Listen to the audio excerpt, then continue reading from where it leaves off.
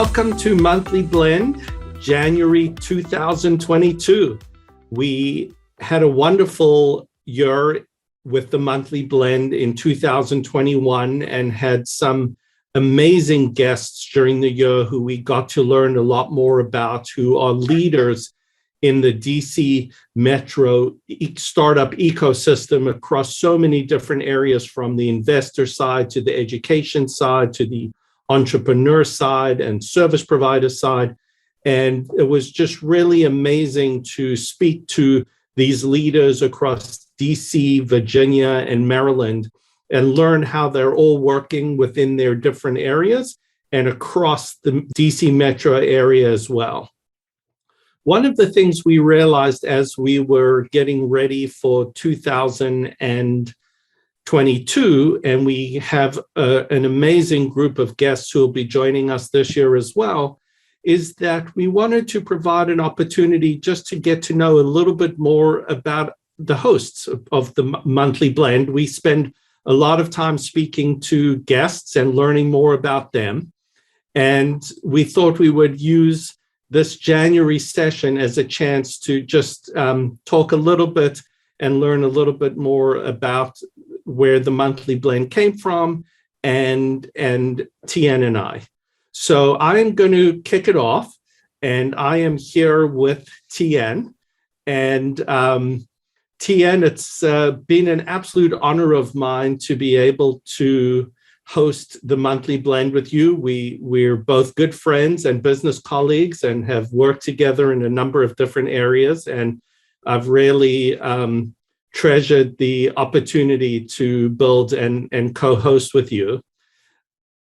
I wanted to start off today just by giving people a chance. There are so many different ways you have been an absolute leader in driving forward the ecosystem in our area for startup and emerging growth companies. And I thought it would be great just to start off a little bit about your background and kind of what led you on a pathway to being such a driving leader in our area. Yeah, I'd love to. But first of all, I also want to echo your sentiments and tell you it's a great honor for me and a privilege also to partner with you on the Monthly Blend. It's been a labor of love for both of us. And I feel like the feedback that I'm getting, and I know that you're getting, is nothing short of excellent in terms of opening up conversations about really super important things about bringing our region together and making this a better place to live and play and work. And it's been a fun year, and I'm looking forward to more. So thank you for having me. But my background is basically my parents are both immigrants. And I am the child of an immigrant, and both of them are entrepreneurs too. So I didn't grow up with a normal sort of corporate background where, mom and dad were, bankers at Chase or lawyers or whatever. It was definitely scrappy, and they put me in the business at a young age. So I was working in Chinese restaurant business at a very young age. And I really didn't know anything else. I mean, I played sports. I did well in school. I wound up going to a good college. And but in college, what did I do? I did study government, but I wound up having 3 businesses. So I basically found opportunities and created sort of solutions. And they're small businesses, very small, but still, kind of was a great proving ground for me. And then my first job out of college, I didn't go to Wall Street. I didn't work for a consulting firm. I started a business. Well, I joined a friend of mine, one of my really good friends, his business. So, it was just the two of us for a year, and that startup didn't work out.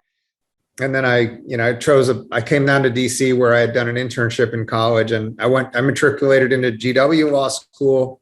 Actually, I didn't matriculate. I got in, and then I didn't go. And then I got into Georgetown Law, and I deferred. And then I finally matriculated into the night program. In the meantime, I was working in commercial real estate, and I love the real estate business. But after I got into law school, I dropped out. So it was a night school. I really admire night students because they have full-time jobs, they have families, most of them, and yet they still have to go to school at night from 4 or 5 hours a night, 9 out of 10 days. So that was the program at Georgetown Law. But so I'm an entrepreneur in residence at Georgetown at the McDonough School. And that's one thing I like to tell people is like, I'm not an alum, where most of the entrepreneurs in residence are alumni, but I did matriculate. So, but I got a job in real estate, and then a couple of friends of mine came to me, and they had a business idea to basically do. The three of us were in sales. And one thing about sales back then, before LinkedIn, before email, before computers, before voicemail, you had to pick up the phone and dial for dollars, and you had to sort of create a way to get in front of a decision maker. And it's a very painful process to do this cold calling. So we said, why don't we set up a business to do cold calling? Because all three of us are in sales. We all hate cold calling. So if we hate it, everyone else must hate it. So let's get paid to do it on behalf of somebody. And this is before the term call center or outsourcing came about. And so we wound up calling some local businesses. We got very, very lucky. Within 30 days, we had a contract with Pepco, our local utility company, became an entrepreneur, totally entrepreneurial. And we landed the deal, and we grew the business. And over 12 years, we grew it to one of the largest call center companies in the US, a top 10. And we were servicing telecom companies, technology companies, financial services, and a whole variety of different clients. And we sold it to a public company, a Fortune 500 company, which then wound up selling to Xerox. So at the time of our sale, we were about 80 million in revenue. And now, if you add up all the units, it's close to 2.5 billion in revenue of our legacy business. So yeah, nice success there. And then after I sold the business, I basically became an angel investor and invested in a lot of deals and supported the entrepreneurial ecosystem here in the DMV, and basically created CONNECTpreneur. And the rest is history, just kind of supporting the environment. And now we're actually trying to buy a platform company in the CRM BPO space, call center space. And we have one that we're hopefully going to get done in the next few months. But doing that and doing CONNECTpreneur, and the consulting that comes with it with Opus 8 is that's what we do. And for CONNECTpreneur, which has been such an asset to our ecosystem, how have you seen it evolve and grow, specifically over the pandemic? From an events business, what are some of to this global business that it's become? Maybe you could talk just a little bit about kind of what you did. A lot of events driven businesses were really impacted, but you've been able to really grow and expand during this period of time with CONNECTpreneur and its underlying impact. Yeah, CONNECTpreneur was started as a networking group between entrepreneurs and founders and investors. And then we obviously had sponsors such as you guys. Thank you so much to Next and Chilton Rogers for supporting us for so many years. But been here first every quarter. And then Montgomery County called us and said, hey, can you come do some in Bethesda? So we went across the river, and then we did one in Baltimore. And then we started doing them regularly in Baltimore and Montgomery County, Maryland, DC, Arlington, and Tysons, as well as Columbia, Maryland.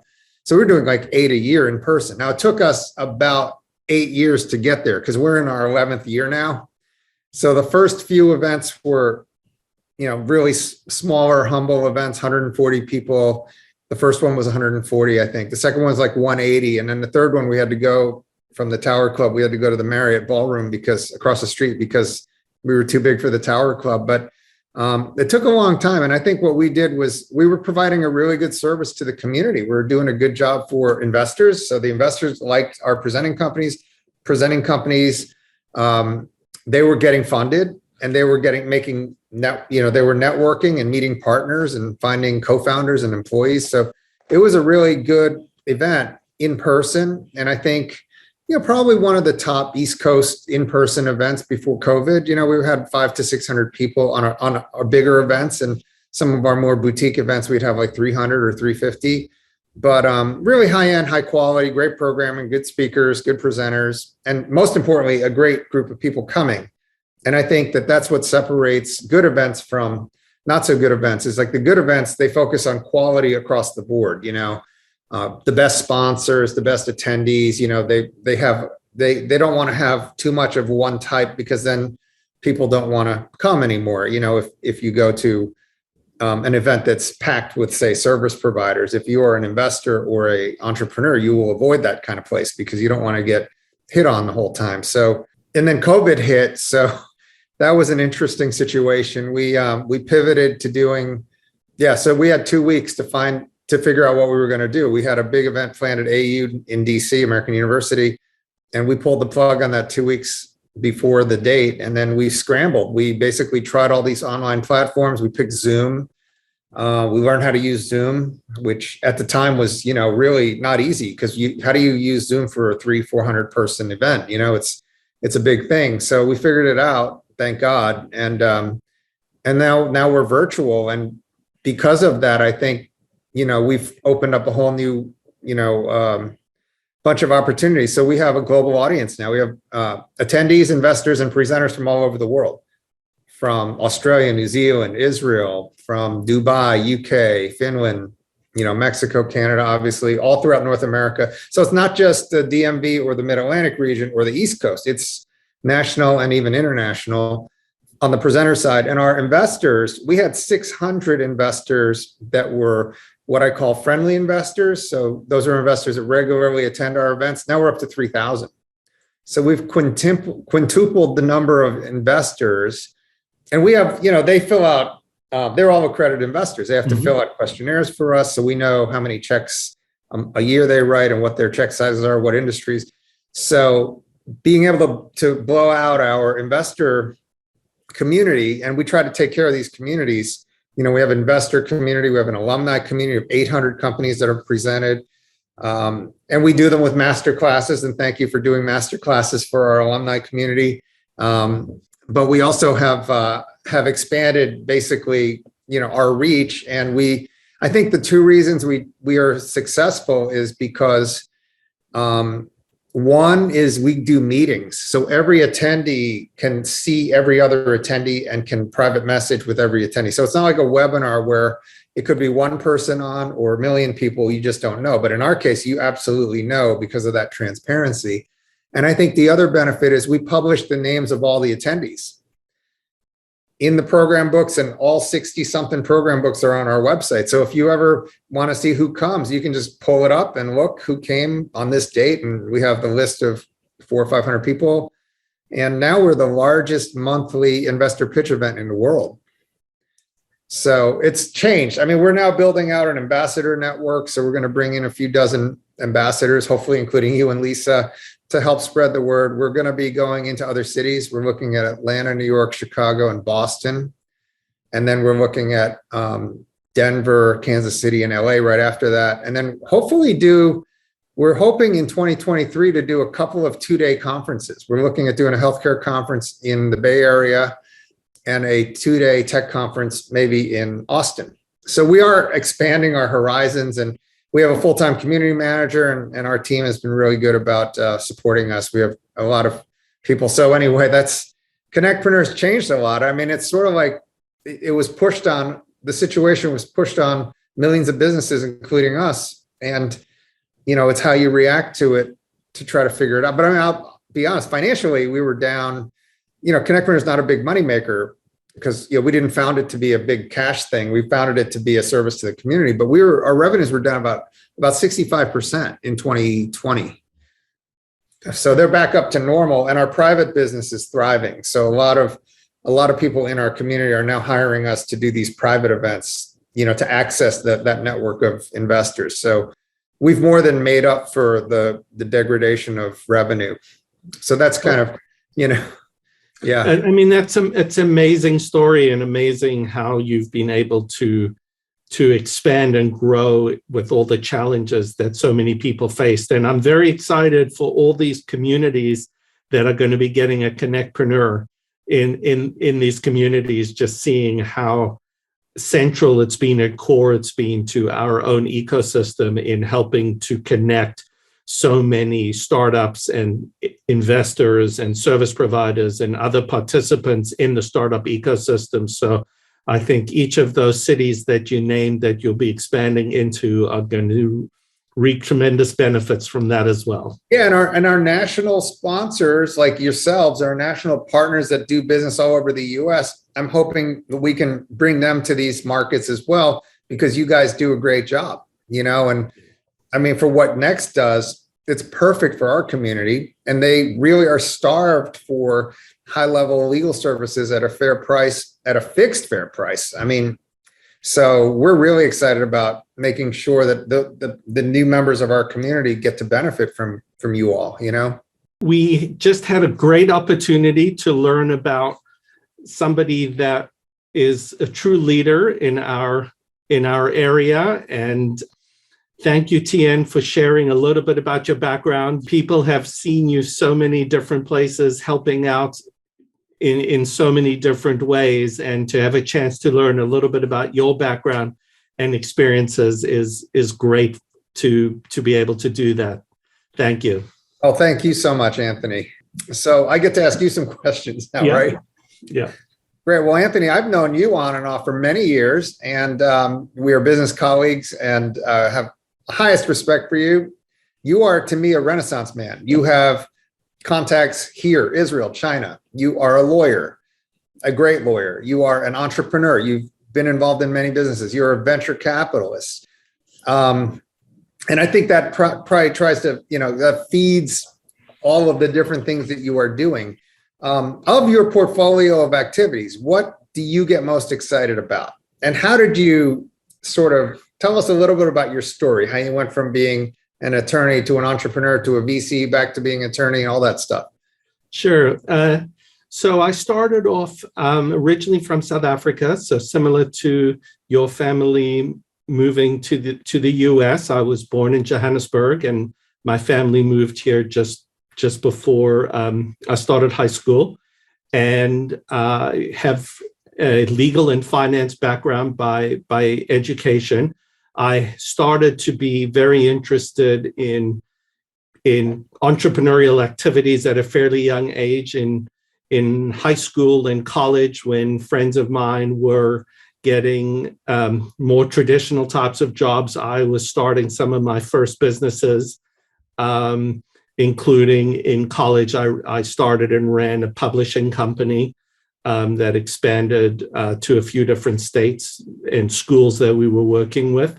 From there, I went to law school and was also continued to focus on business and early stage startup related areas during that phase as well.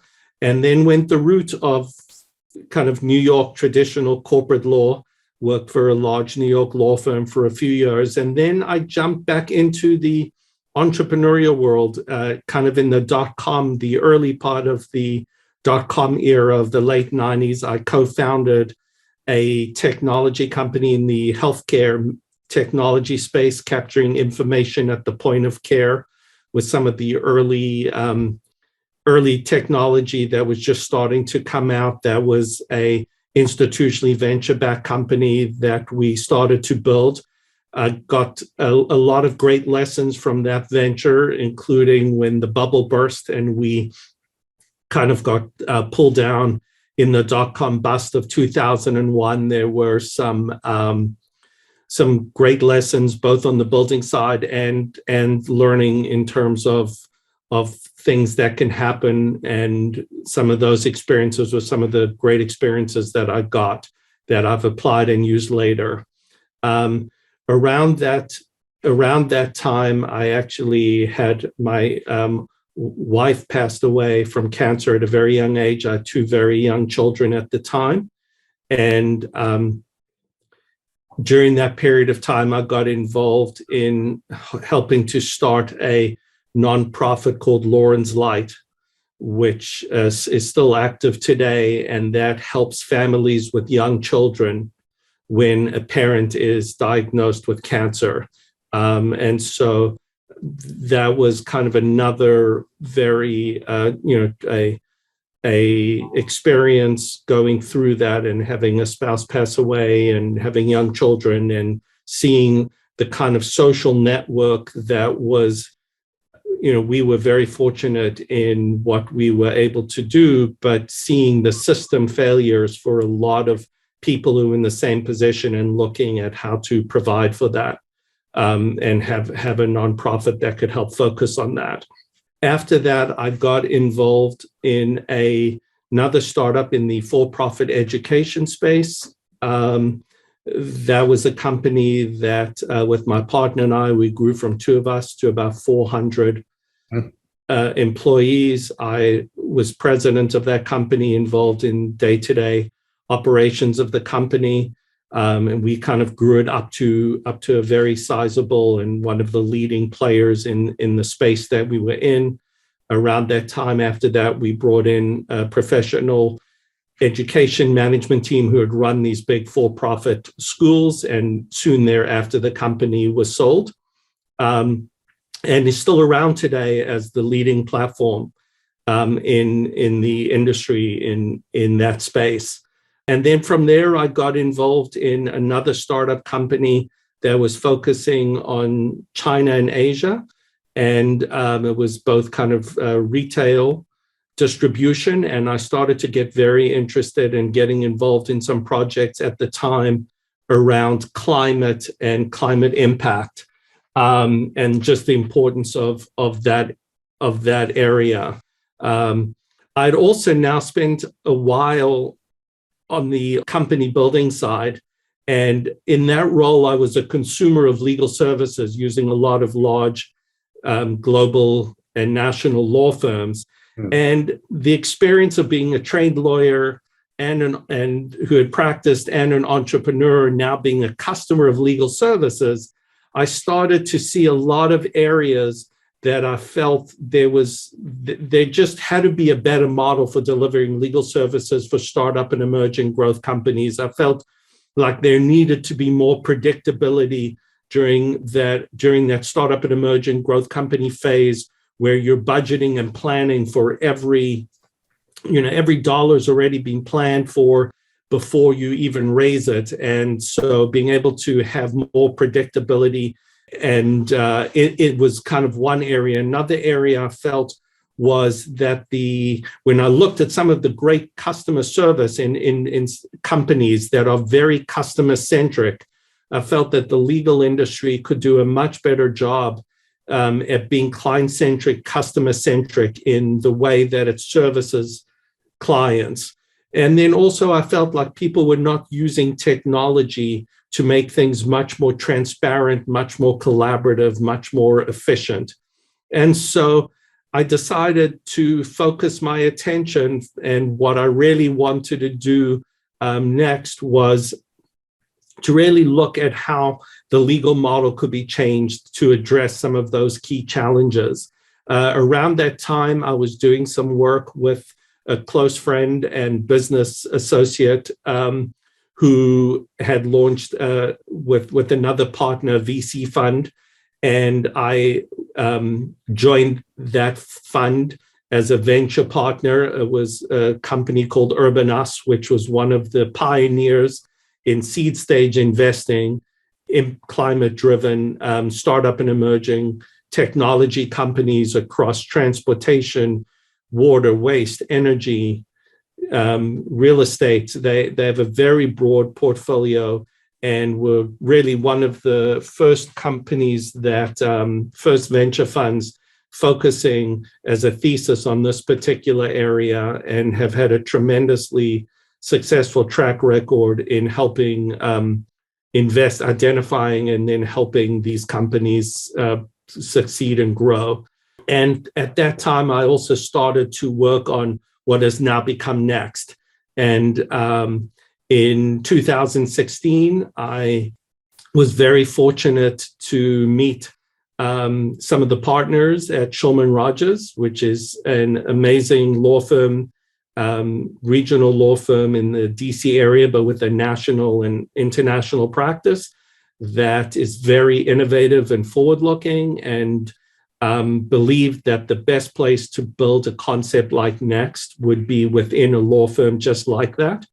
And so I joined at the end of 2016 with the mission of of building and growing Next. I currently serve as the founder and co-chair of Next. We've built a tremendous team, and we've really looked to innovate and change the way legal services are provided for. We've changed the way that you structure, package, deliver, service customers in the legal area. We were just recognized in 2021 by the largest legal publication as the Startup and Emerging Growth Company Law Firm of the Year in the United States, which we were really excited by. And what we've done is we offer predictable legal fees through fixed price packages and service bundles that are delivered by a team led by senior lawyers in a very high-touch, hands-on model. And we integrate a number of technology platforms to make this whole experience much more collaborative, much more efficient, and much more transparent. And we also spend a lot of time, as you know, have been building an ecosystem of other like-minded service providers who work with startup companies across insurance and banking and accounting and development, that we've kind of made it very easy for clients to do that.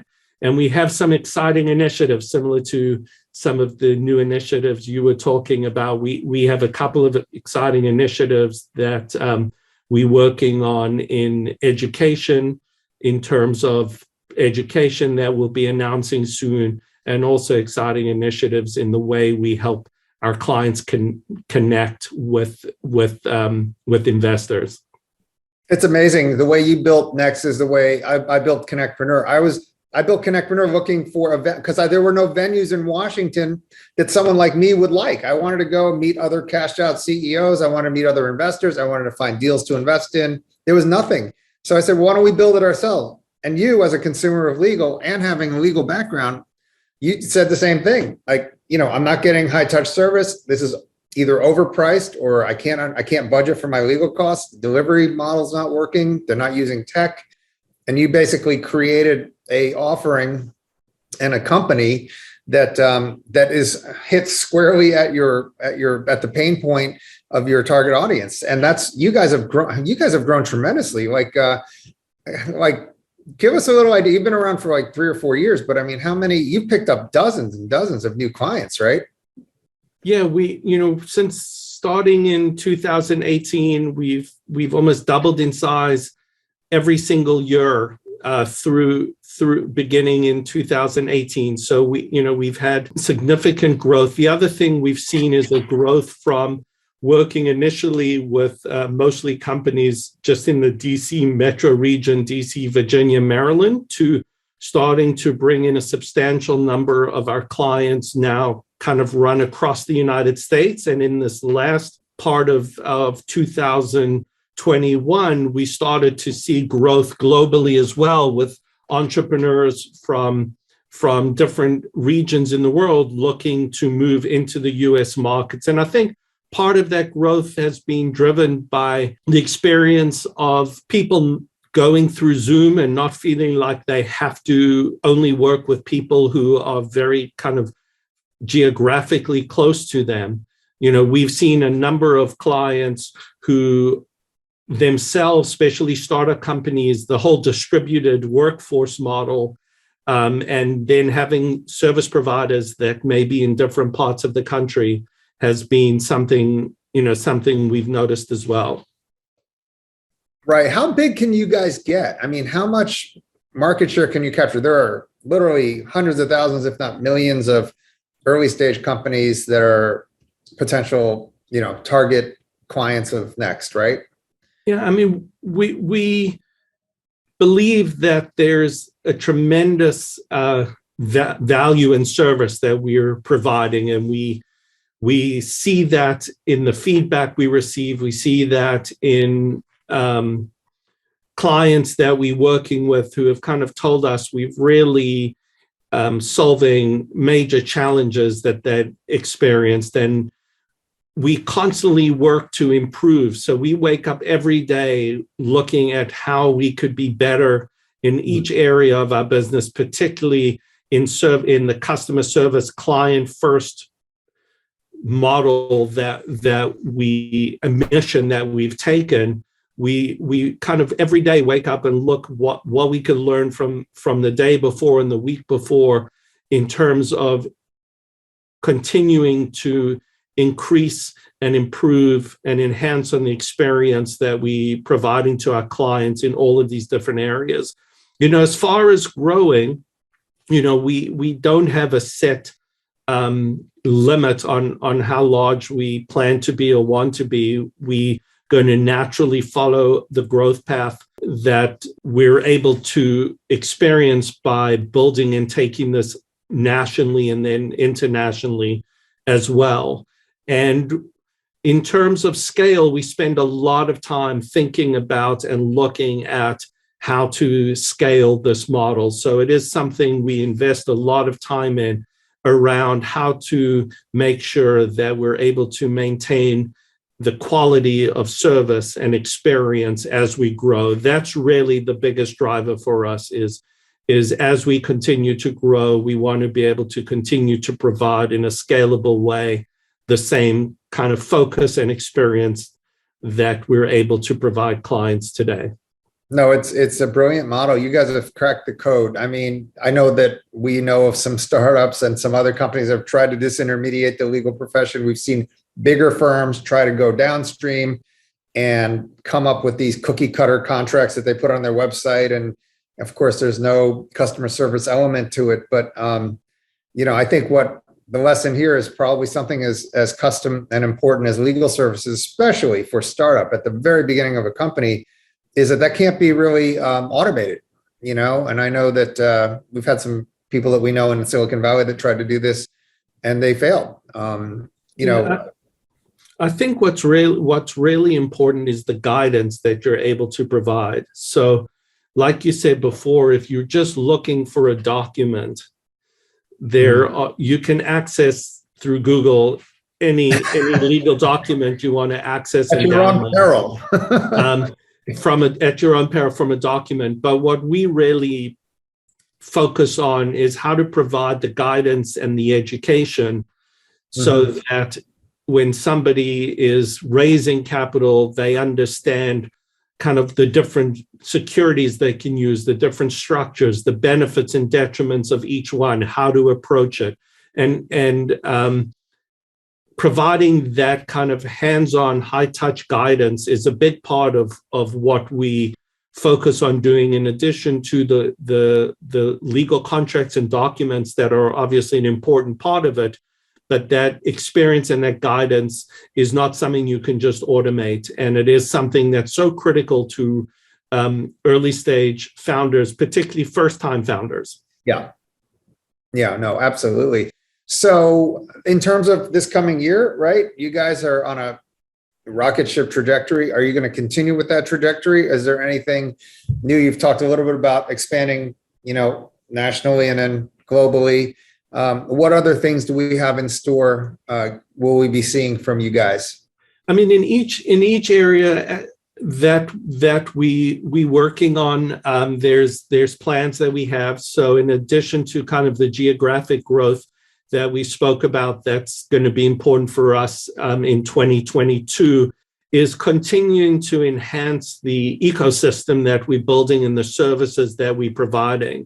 So we will be. Give us an example of that, like the partnerships you have with NASDAQ and Carta. Yeah, I think our listeners would like to learn. Yeah, so one area that we're looking, one new area for us is we've expanded double to almost 50 ecosystem partners now in the Next ecosystem. And these are different service providers who themselves focus on startup and emerging growth companies that people can easily link to through the Next ecosystem. We discovered as we spoke to clients, as you hit different milestones in your journey of growth, particularly again, if you haven't been through this several times before, like you bringing on your first employee, right? A major milestone, really exciting moment for an entrepreneur. And but there's a lot of learning new things that you have to do. There's new regulations you have to comply with. There's new management expertise and skills that you're going to start to use when you start adding employees that you didn't have to when it was just you. In each of these milestones, there are things to learn, and what we want to be able to do, and what we decided we wanted to be able to do, is to deliver real content, high quality content, educational programming around these major milestone events in building and scaling a company. So we'll be launching a education platform in partnership with a leading provider of educational content that will be announcing sometime in the first quarter. And so that's an exciting new initiative that we think is going to bring a lot of value to our startup clients and to the ecosystem. Another area that we're looking on is, as you know, with CONNECTpreneur, helping to figure out ways to connect startup companies with investors, and investors who are looking for particular startup companies is kind of critical to the ecosystem operating.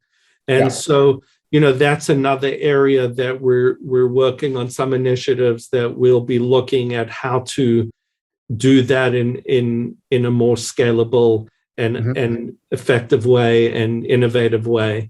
So, and then we'll continue to add to our broader network of partners.